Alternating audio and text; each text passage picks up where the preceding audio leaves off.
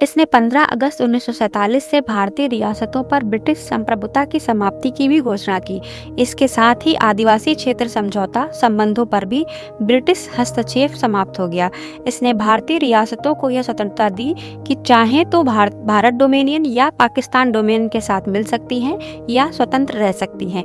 इस अधिनियम ने नया संविधान बनने तक प्रत्येक डोमेनियन में शासन संचालित करने एवं भारत शासन अधिनियम 1935 के तहत उनकी प्रांतीय सभाओं में सरकार चलाने की व्यवस्था की। हालांकि दोनों डोमेनियन राज्यों को इस कानून में सुधार करने का अधिकार था। इसने ब्रिटिश शासक को विधेयकों पर मताधिकार और उन्हें स्वीकृत करने के अधिकार से वंचित कर दिया, लेकिन ब्रिटिश शासन के नाम पर गवर्नर जनरल को किसी भी विधेयक को स्वीकार करने का अधिकार प्राप्त था। इसके अंतर्गत भारत के गवर्नर जनरल एवं प्रांतीय गवर्नरों को राज्यों का संवैधानिक प्रमुख नियुक्त किया गया। इन्हें सभी मामलों पर राज्यों के मंत्रिपरिषद के परामर्श पर कार्य करना होता था। इन्हें शाही उपाधि से भारत का सम्राट शब्द समाप्त कर दिया गया। इसने भारत के राज्य सचिव द्वारा सिविल सेवा में नियुक्तियां करने और पदों में आरक्षण करने की प्रणाली समाप्त कर दी।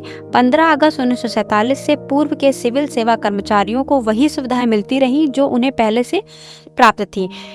14-15 अगस्त 1947 की मध्यरात्रि को भारत में ब्रिटिश शासन का अंत हो गया और समस्त शक्तियां दो नए स्वतंत्र डोमेनियनों भारत और पाकिस्तान को स्थानांतरित कर दी गईं।